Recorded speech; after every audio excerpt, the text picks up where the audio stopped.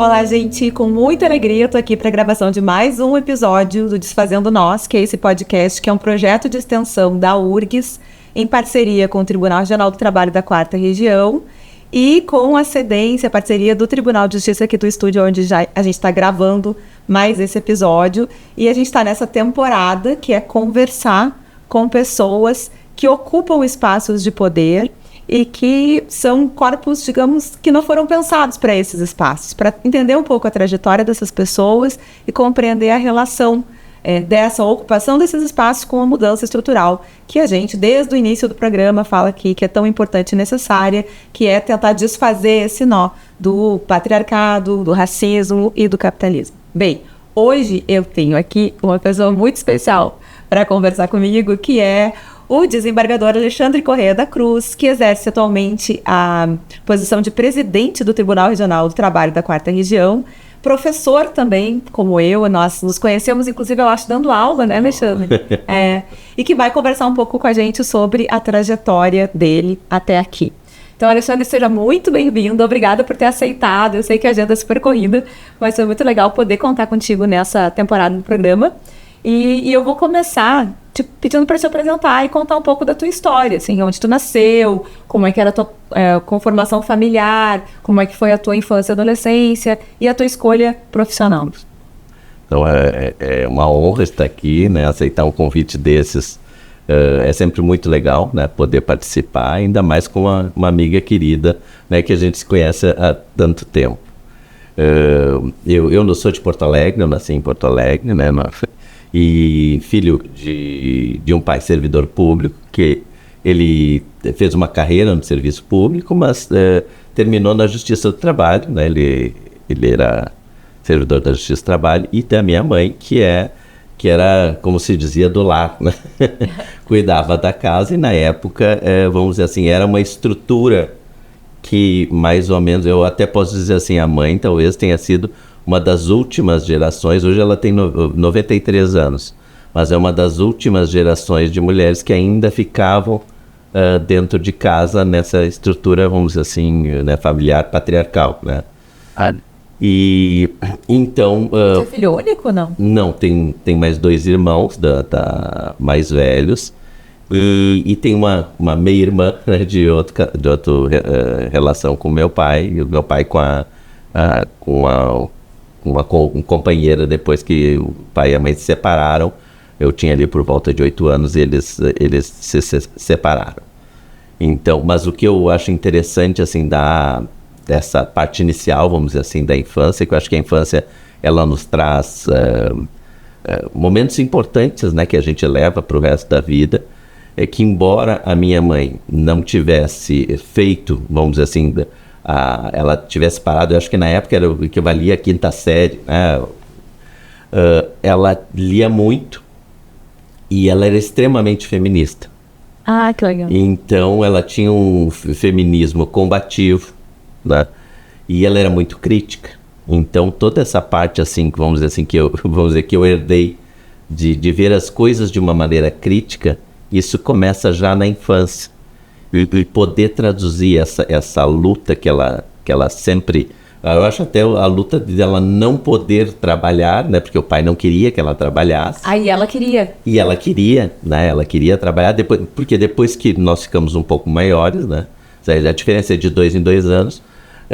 Quando eu já tinha ali 5, 6 anos, a ideia dela era poder voltar, poder trabalhar. Né? E aí o pai não queria que ela trabalhasse, então ela tinha isso muito forte, né? E tanto é que ela nos passa o feminismo, né, como uma forma contra-hegemônica de luta contra um modelo de família, né, patriarcal. E então isso foi muito... E a questão também da autonomia, porque ela sempre diz por que as mulheres não conseguem ter uma independência, uma emancipação, né, social, precisamente porque falta, e nós vivemos num sistema que é capitalista, então a necessidade dessa autonomia está vinculada a ter uma autonomia financeira. Exato. Então, eu posso dizer assim, como talvez isso e também, né, essa herança, né, vamos dizer assim, da minha mãe, e essa questão do convívio de forma coletiva, né? Então, sempre, eu me lembro que em casa ela sempre dizia assim, quando a gente, né, criança, isso é meu, não, isso nada disso, tudo é nosso. Ai, que legal! Isso é nosso. Isso é tão importante, né? Eu tenho gravado isso, não, nada é meu, não, isso não é teu, isso é nosso. Claro, tirando aquelas coisas que efetivamente eram muito pessoais, né?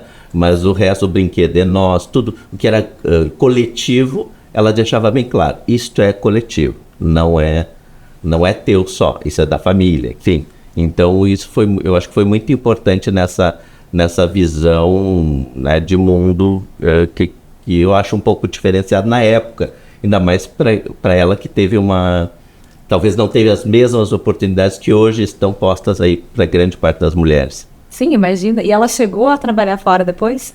Ela acabou não trabalhando fora, porque antes de conhecer o pai, ela tinha trabalhado, né, enfim, e depois que ela casou, era quase, né, uma exigência, enfim, ela aceitou não trabalhar, mas naquele primeiro momento para criar os filhos, até fazia sentido, né, e depois ela, não, mas eu quero também ter a minha vida, né, e aí ficou muito difícil e eles acabaram se separando, né, eu tinha, acho que 8, 9 anos por aí, mas enfim ela acabou não trabalhando mais, porque também tinha que dar conta de você. Tinha que dar conta dos 3. E tu eras o caçula, tu és o caçula. Sim, o mais moço.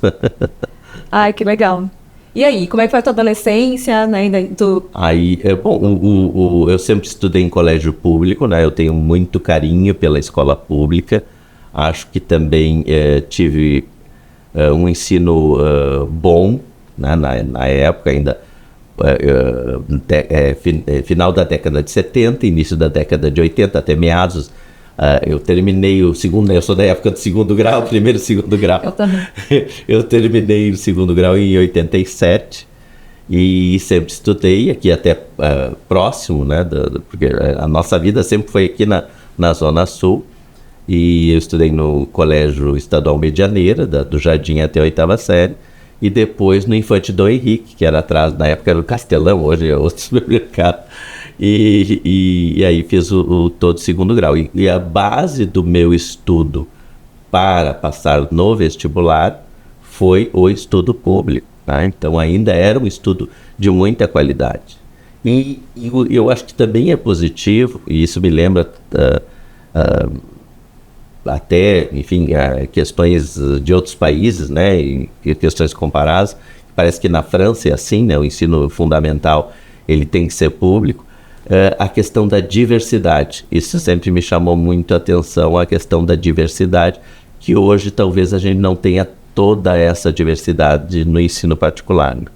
E eu acho que isso é meio, assim, a gente não estuda profundamente como deveria a importância política desse verdadeiro apartheid que foi feito a partir da década de 80, né, de investir dinheiro em escolas particulares e ter uma cisão, né, classe média migrar para escolas particulares onde não tem essa diversidade, e aí ficar os filhos dos operários nas escolas públicas que foram sendo sucateadas e os ensinos foram se distanciando, porque eu lembro da minha mãe dizer isso também, ela foi professora a vida toda em escola pública e dizer, não, a escola pública tinha o ensino de alta qualidade.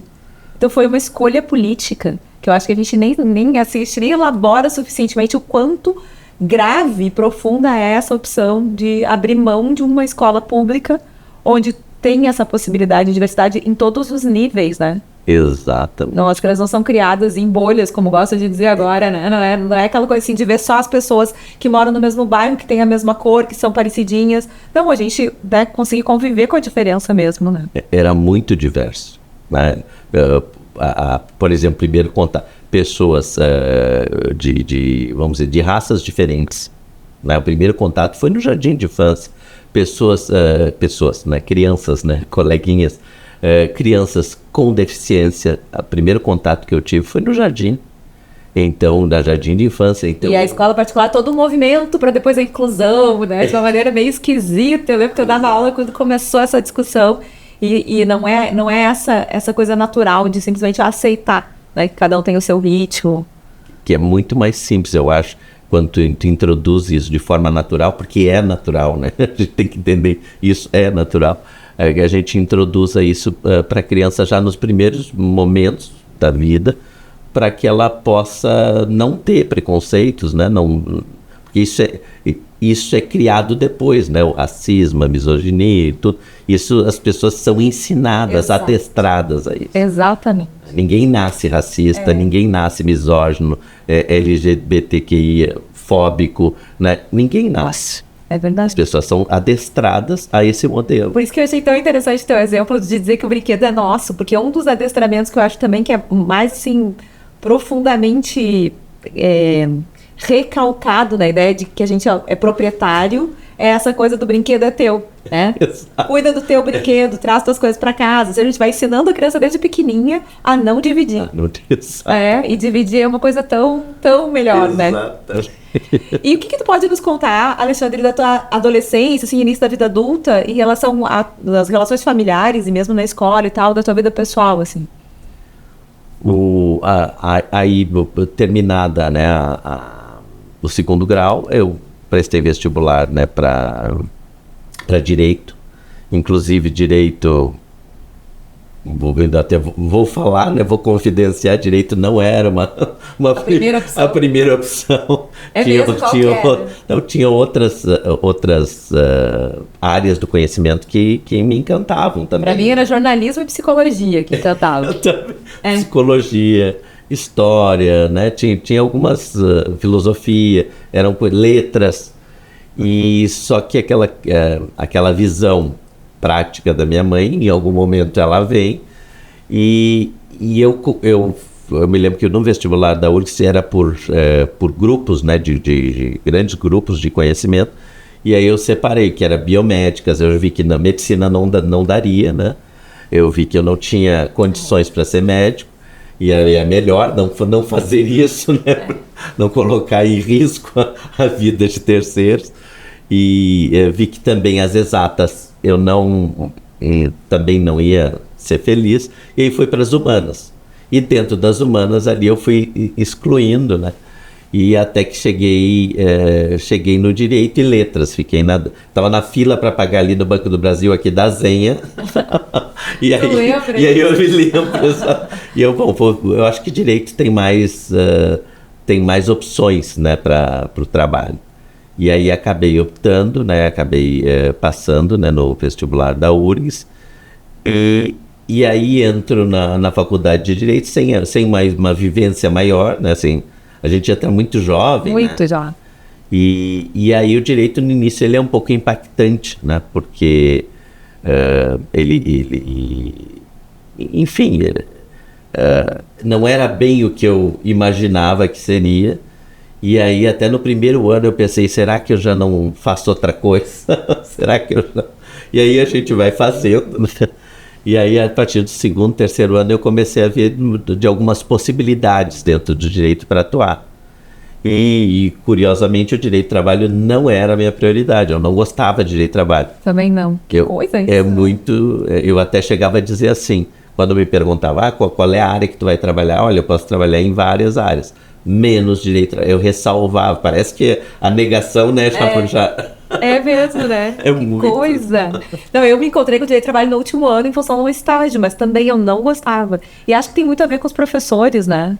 E até é importante, porque a gente está gravando esse episódio, vai pro ar agora, que é início de semestre.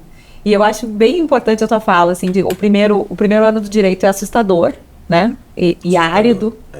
E é um curso que ele é montado, parece, para assustar, né? Quando a gente olha assim, as primeiras disciplinas, parece que é pra... Ué, tu tem certeza que é para desistir, pedir para sair. E eu acho que é importante para as alunas e alunos verem que, assim, todo mundo passa por esse momento, né? É realmente algo que a gente precisa construir dentro do direito, um caminho, e às vezes não rola, né? Sim. E tá tudo certo, porque a gente entra muito novo mesmo. Muito. Mas às vezes a gente consegue depois, né? Inclusive depois que se forma, descobrir qual é a área que a gente gosta, né? Exatamente. E no teu caso foi isso, foi depois da formatura? Não, na verdade foi no último ano, porque no último ano eu ainda tentei, porque assim, eu achava a didática no direito muito ruim, em geral.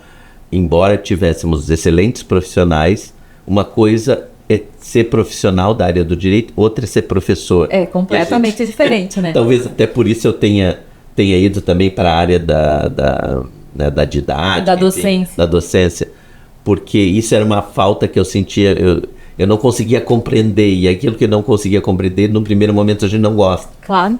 O direito do trabalho, ele era muito estranho, né? Ele não é tão sistemático. O direito civil, ele é mais organizadinho, né? Tem a parte inicial, tem a personalidade, capacidade, enfim, é tudo, tem contratos, do família, associações, é tudo organizadinho. E enquanto que no direito do trabalho, a CLT, ela é mais, ela é diferente. É confusa. Né? É confusa. É. Mas no último ano eu ainda tentei, porque na URGS tinha o curso 2, que era a possibilidade de fazer cadeiras de outro curso. E eu fui lá ver se eu podia fazer cadeiras de história, no último ano. E aí vi que ia ser difícil, enfim, eu tinha que concluir. E surgiu duas bolsas para monitor no departamento que era Direito Econômico, uma para tributário e uma para Direito do Trabalho, né? E o de tributário era o que eu gostava, porque eu já tinha tributário, eu estava gostando, tinha a oportunidade, né, enfim, já tinha, eu acho que tributário 1, alguma coisa assim, e era o que eu estudei, e tinha trabalho. Bom, eu vou estudar também trabalho, porque vai que... E parece que eu não passei na de tributário, mas passei na de trabalho. E naquele ano estava ingressando uma professora que mudou, a professora Carmen Camilo, que mudou a minha perspectiva dentro do direito do trabalho, de ter algo que eu gostasse e que pudesse exercer. Ai, que lindo isso, né? Coisa boa poder dizer, né? Que tem uma pessoa que mudou, assim. Ah, sem dúvida, sem dúvida. É uma outra visão, porque até então eu não tinha essa visão. Eu acho que o bom professor, ele te traz possibilidades, né? Ele te indica caminhos, pode seguir ou não, mas enfim, indica outras possibilidades. Se torna interessante, pelo menos. Exato. Né? Ah, que legal. O direito vivo, eu me lembro que ele sempre falava que é um direito vivo, né? O direito do trabalho, ele é um direito, ele não envelhece, né? Como alguns outros institutos que a gente vê, né? E eu sempre penso assim, Alexandre, que é muito surpreendente a capacidade que se tem de apagar essa vida do direito do trabalho, né? A forma como o ensino é dado, como o direito do trabalho é apresentado muitas vezes, faz ele se tornar algo árido, quando na verdade ele tem a ver com a vida de todo mundo. Eu sempre digo para os alunos já de início, olha só, não importa se vocês gostam ou não gostam, o direito do trabalho atravessa a vida de vocês, porque se é uma sociedade capitalista, a gente precisa trabalhar para poder sobreviver. Direito do trabalho está aí, né? Se a gente vai estudar o que é a noção de indivíduo, né? O que o que está mais fundo na nossa ideia racional de viver juntos, né? Do indivíduo, dos contratos e tal. O que tem ali no cerne dessa questão? Tem que vender força de trabalho para sobreviver, porque se não tem dinheiro, eu não chego no alimento. É o direito do trabalho que está ali. E, às vezes, o ensino jurídico, até por deixar ele para o final do curso, né? Acaba fazendo com que os alunos chegam já apaixonados por outras áreas, né? A gente precisa tentar resgatar umas alminhas, assim. Mas não é uma tarefa fácil e cada vez pior, né? Em função desse momento neoliberal, é mais difícil. Mas eu quero te fazer uma pergunta. Qual foi a primeira vez na tua vida, assim, se tu te lembra, que tu te deparou com um preconceito? Assim, que tu teve que lidar com uma situação em que tu te sentiu um corpo não desejado, ou com alguém que estava próximo de ti, se tu te lembra. Que na verdade, foram muitos momentos. Eu imagino. Foram muitos momentos, né? Eu me lembro, por exemplo, quando eu fiz concurso, né, eu acho que foi para a AGU, enfim, tinha um determinado... Foi o primeiro concurso que tu fizeste? Não, porque eu fiz concurso para o tribunal, eu fui assumi como técnico judiciário, que hoje seria o analista. Tu trabalhaste primeiro na Justiça do Trabalho. Primeiro na Justiça do Trabalho. Tu fez um caminho assim, foi? Eu fui e voltei.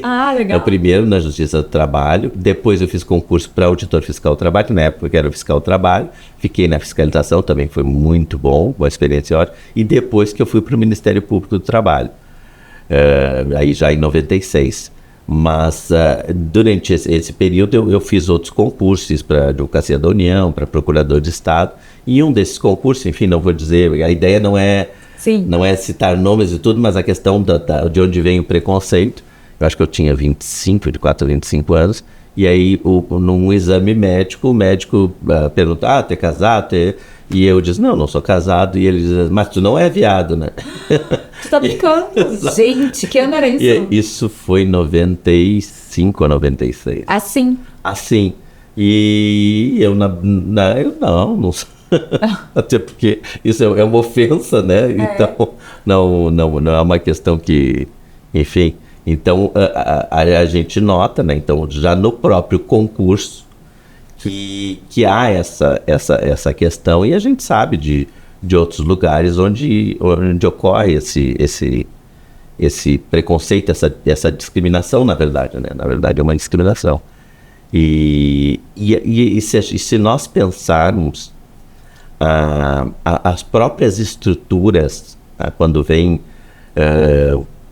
porque aqui a ideia é falar de um assunto que muitas vezes não se fala, né? Exato. Mas não é apontar culpados ou responsáveis. A minha ideia não é falar disso. Não é exatamente isso. É poder mostrar, inclusive, como que isso atravessa pessoalmente, mas é uma questão social, né? Não é uma questão individual. Exatamente. Então, muitas vezes, tu entra em determinada estrutura, tu não é um corpo desejado, tu está fora do padrão que não é discriminável, né? E aí, naturalmente, tu passa a ser discriminado. Se acontece algum problema, essa pessoa...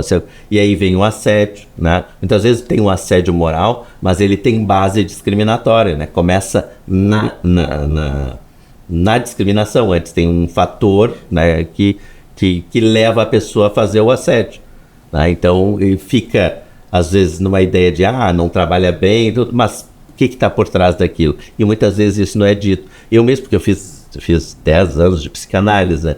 E não adiantou muito. Sempre adianta, né? Alguma coisa sempre adiantou. Mas, então, a gente mesmo nega isso. Claro. A gente vai perceber, não pode ser por isso. Não estão me discriminando. Eu não acredito que alguém vá me discriminar por isso. Mas aí, com o passar do tempo, tu vai pensando, não, passa 10, 20 anos, pensa, não, mas era por isso, e agora, só agora eu estou me dando conta. Então, as estruturas, e às vezes até tem, vamos dizer assim, tem órgãos públicos que são talhados para isso, mas internamente, né, são órgãos que fiscalizam, né, contra a discriminação e tudo, mas internamente eles reproduzem essa discriminação. E às vezes até a discriminação dentro das próprias, da própria interseccionalidade. Porque como a gente começa, né, enfim, quem é mais pessoa e quem é menos pessoa, como se tivesse uma classificação, né, enfim, em relação à questão da orientação sexual, da raça, da religião, da forma do gênero. É só ver quem são a maioria, né, nesses órgãos de poder. Tanto, assim, no nosso mundo, por exemplo, tanto o Ministério Público, Justiça do Trabalho, se a gente olhar, auditores, a maioria são homens brancos que, na vida pública, pelo menos, performam uma heterossexualidade. Né? Assim, esse é o corpo. Tem até uma autora argentina que eu gosto, em seguida eu falo dela, porque é a Rita Segato, que é uma antropóloga. E ela diz uma coisa que eu acho interessante. Ela diz assim, tem profissões que têm gênero e sexualidade. Sim. Então, assim, não é que a pessoa... é porque escolhem mais homens hétero, ou, né, sedizentes héteros para estar no lugar. A profissão é feita para esses corpos. Por isso que os outros corpos só entram ali se forçarem a porta. E forçar a porta significa passar por várias situações pessoais, inclusive de discriminação, que, como tu disseste muito bem, a gente precisa, sei lá, buscar análise até para compreender. Porque eu não sei, assim, na tua família tu não sentiste isso? Havia uma proteção, digamos assim, havia um ambiente seguro? Não havia ambiente seguro também. Não, isso veio depois, com o tempo, né? Mas aí, depois que tu já tens uma emancipação, tu já tem um cargo público, já tem uma autonomia financeira, aí, tipo assim, né? Ou aceita ou não aceita, né? Então, mas veio depois, isso não... Também não foi fácil. Também não foi fácil. Porque a família também é um fator de adoecimento, né? Assim, de reprodução dessa lógica. Né? E aí, a tua escolha estratégica de sobrevivência psíquica, assim, foi expor a tua vida pessoal ou guardá-la para ti? Não, guardar. Eu nunca fui militante, né? Isso é por uma questão de defesa, né? E então a minha ideia sempre foi através desses pequenos passos e conhecendo pessoas que as pessoas me vissem, me conhecessem e vissem que não tem nada de diferente em essência dos demais, né? Eu não trago nenhum risco para ninguém, né? Aliás, né, enfim, as pessoas que se sentem de alguma maneira tocadas, ameaçadas, aí talvez essas pessoas devam fazer um trabalho, porque não faz sentido, né, que alguém fique preocupado com a sexualidade do outro, né? Não faz o mínimo sentido. Então, mas a minha estratégia, né, de sobrevivência, é importante, até gostei do termo, ela foi exatamente eu não se expor e sempre centrar no trabalho, né, e cuidar muito. E mesmo assim, em determinados momentos, eu passei por discriminação, né? Sim, tu nunca escondeste, tu simplesmente não me Não, exatamente, né? Não, acho que no primeiro momento, até no início, a gente até esconde, porque faz parte, e depois a gente tenta viver a vida da gente, enfim. Mas eu achei por bem, né, nos últimos anos, até porque eu já estou mais velho, então a gente vai tendo uma outra... ficar mais velho tem o lado positivo, claro, né? A gente vai tendo uma outra visão, né, de mundo, de vida, enfim. E aí eu comecei a não ser tão cuidadoso comigo, nesse sentido de né, as outras pessoas terem ciência do meu relacionamento, enfim. E o que levou, inclusive, no discurso de posse ao agradecimento, né? E muitos vieram. E eu não sabia, porque isso não foi planejado, né? Porque ali eu brinco ali que oficialmente eu abri mão do privilégio da heteronormatividade no momento no discurso de que faço no discurso, mas claro que os meus assessores, as pessoas com quem eu lido ali no tribunal, grande parte dos colegas, e tanto é... Mas teve gente surpresa, isso que tu quer dizer? Eu acho que eles ficaram felizes, não, eles vieram me cumprimentar pela coragem, alguns pela coragem, outros pela... porque alguns até disseram, eu acho que deve ser o primeiro presidente de tribunal do Brasil a dizer, porque já houve desembargadores que fizeram um movimento nesse sentido, mas nunca um presidente de tribunal, e que aquilo teria uma representatividade. Até os servidores, né, do tribunal, enfim, do coletivo negro, por exemplo, vieram me cumprimentar ali do tribunal, porque isso, de certa maneira, isso envolve todas as outras diversidades, claro, e todos os grupos minorizados, né, porque ali não seria só a questão da orientação, mas ali estaria a representação, vamos dizer assim, de todas essas enfim, todos esses grupos, né, que acabam sendo discriminados na própria estrutura do serviço público, né? Porque, como bem dito por ti, não foram feitos para aqueles espaços, não eram desejados naqueles espaços. Então, embora a minha ideia não fosse essa, teve esse... E tu tens um relacionamento de quanto tempo? Por volta de 20 anos. 20 anos, que coisa, né? E aí agora, eu acho assim, até emocionante, porque é muito importante mesmo para todo mundo, e é muito legal poder viver esse momento, né, de ter alguém que tem essa representatividade, está assumindo, para quem está nos ouvindo, né? Então, teu discurso de posse como presidente do Tribunal Regional do Trabalho, que é o daqui do Rio Grande do Sul, poder agradecer o companheiro de 20 anos, sem que isso seja um problema. O que espanta, né, que não é ruim, mas ainda espanta, é que em 2026 as pessoas venham te dizer, puxa, que coragem, né? Que importante, é importante. Mas ao mesmo tempo a gente fica pensando, puxa vida, quando que isso vai parar de ser um evento, né? Porque se um homem agradece a companheira de 20 anos, ou a mulher o companheiro, ninguém vai dizer, puxa, que legal, né?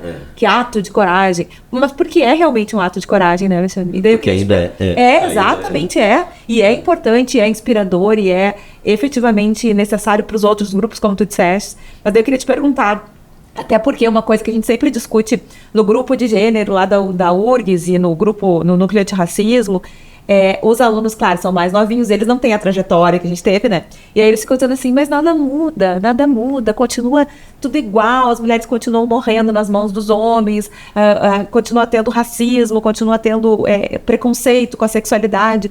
Só que a gente que está na estrada há mais tempo sabe que mudou, né? E a própria possibilidade de, num discurso de posse de um tribunal, poder, né, fazer esse agradecimento e referir o companheiro é algo que há 10 anos atrás era impensável.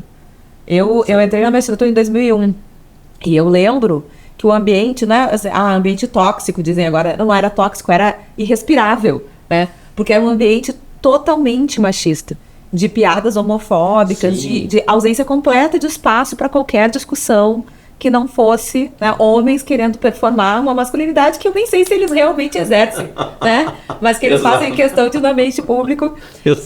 Então eu queria que tu pudesse nos dizer assim, se tu sente essa mudança na tua carreira, né, desde o início até agora, e tu acha que essa mudança se deu em razão do quê, assim? Eu sinto essa mudança, sinto sem dúvida, né? Há uma mudança. Antes era, como foi dito, era impensável, era incogitável, não havia margem para se cogitar disso, né? E hoje isso é possível.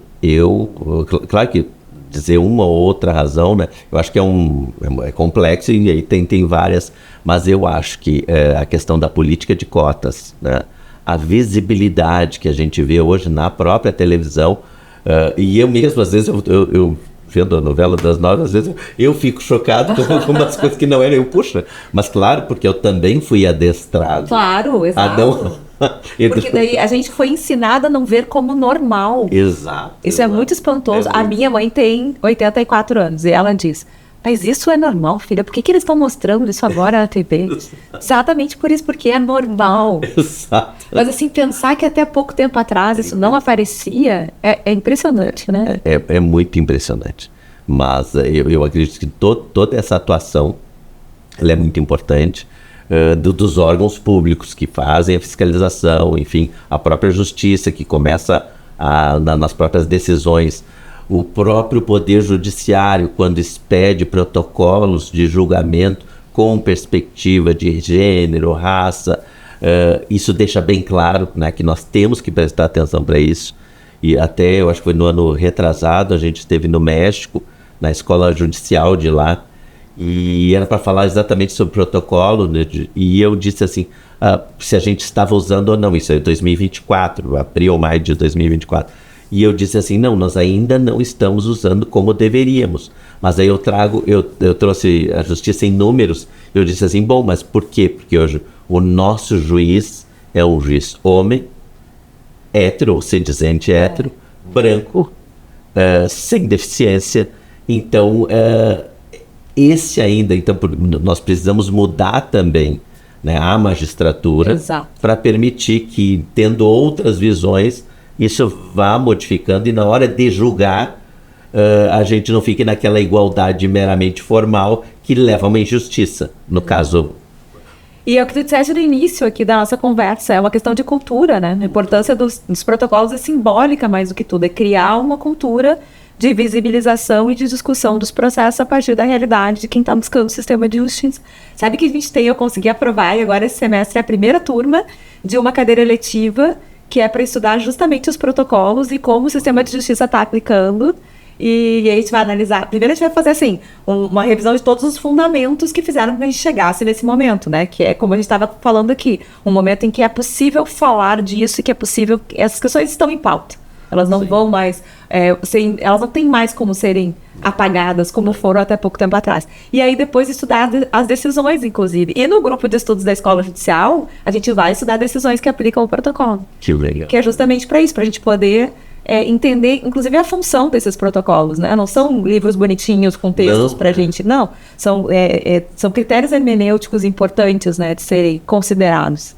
Muito importante. Olha, eu parabenizo, então, porque isso, olha, eu acho que é a primeira faculdade no Brasil que tem esse estudo. A gente até tem que dar uma maior publicidade, porque isso é fantástico para a magistratura. E veio o protocolo primeiro do CNJ é de 2021, né?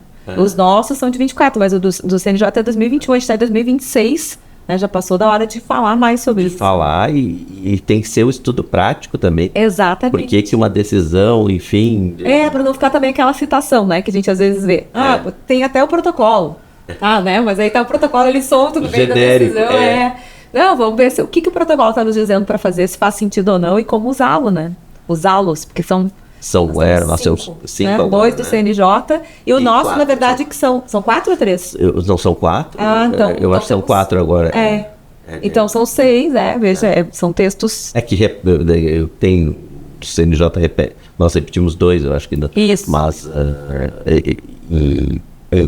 isso tem que ter na formação inicial e na formação continuada de magistrados, magistradas e servidores e servidoras. Exatamente. Isso também é importante, né? Mas a escola tem feito bastante coisa. Tem. A nossa escola é uma escola também de vanguarda. Né? Então a gente pode dizer para essa gurizada que está começando que tem mudanças importantes acontecendo e que essas mudanças, elas têm um reflexo na vida prática das pessoas. Né? E é isso que... Mas eu quero te fazer uma última pergunta. Queria saber como que tu pensa, porque além de ser agora presidente do tribunal e magistrado, desembargador do nosso tribunal, tu és professor, sempre foste, né, professor de formação. Sim. E o direito do trabalho. E o direito do trabalho é esse, digamos assim, maltratado filho do direito, né, que fica para o final da faculdade, poucas cadeiras, quando na verdade a gente estava falando aqui que o direito do trabalho atravessa a vida de todas as pessoas. Esse podcast tem como objetivo falar da questão de gênero e sexualidade. Tem a ver com o direito do trabalho? E o que tem a ver? Tem tudo a ver com o direito do trabalho, né? É a cara do direito do trabalho. É a cara do direito do trabalho, eu concordo. Que é um direito que acaba sendo, vamos dizer assim, discriminado, né? Na própria, às vezes, na faculdade. Isso por falta de conhecimento, evidentemente, né? Porque não tem nenhum motivo para não ser um direito tão importante quanto os demais, porque, como foi bem dito, ele perpassa toda a nossa vida, né? E isso está nessa questão da desigualdade, vamos dizer assim, genética, né, originária, porque muitas pessoas questionam, né, o direito do trabalho. Mas por que o direito do trabalho, o juiz não é, o juiz é parcial? Não, o juiz não é parcial, ele é imparcial, mas ele lida com um direito que, em razão da origem dessa relação, em que nós temos uma evidente assimetria, né, tanto contratual, jurídica, econômica, entre o empregador e o trabalhador, é evidente que esse direito material ao trabalho, ele tenta trazer uma certa igualdade, porque senão qualquer decisão seria injusta, né? Imagina o trabalhador assinar lá um documento, ele assina dizendo que renuncia um valor, um crédito, não pode ter validade, por mais que ele seja capaz, maior, enfim, porque ele está numa situação de necessidade, ele vai assinar o que for necessário para ganhar um determinado valor, enfim. Então, e é engraçado, porque por mais que a gente possa falar hoje, né, de trabalhadores que sejam hipersuficientes, a maior parte dos trabalhadores no Brasil não está nessa categoria. Então, não vou nem discutir a questão desses hipersuficientes, mas eu vou discutir a questão da maior parte dos trabalhadores. Gente, de 1 e 2 salários mínimos. Qual é a autonomia que essa pessoa tem de contratar e negociar com um empregador, né? Nenhuma. Então, por isso, essa questão da assimetria, ela está muito ligada à questão, né,